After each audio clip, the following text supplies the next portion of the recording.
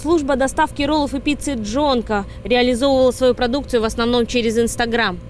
Телефоны, по которым можно было сделать заказ, не отвечают.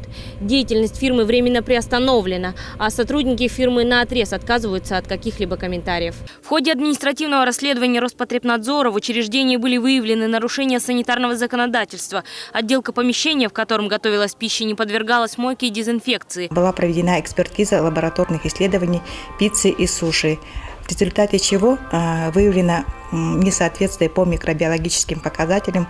В Якутске до сих пор помнят случай массового отравления продукции известной кондитерской фирмы «Нараяна». Большое количество людей было госпитализировано, а в продукции по результату экспертизы был найден патогенный стафилококк. На сегодняшний день доставка еды на дом пользуется огромной популярностью среди населения, особенно среди молодого поколения. Не сталкивались никогда с некачественной продукцией? Сталкивалась. Я им писала. Расскажите, может, поподробнее. Там веревочку находила или пакетик.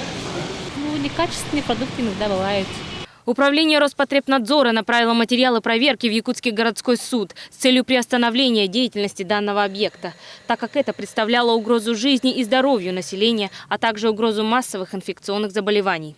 2 февраля 2017 года решением Якутского городского суда деятельность объекта по доставке суши и пиццы «Джонка» ООО «Ментор» была приостановлена сроком на 90 суток.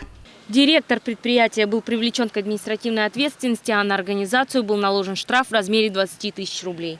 Надежда Андросова, Максим Бурцев, Вести, Якутск.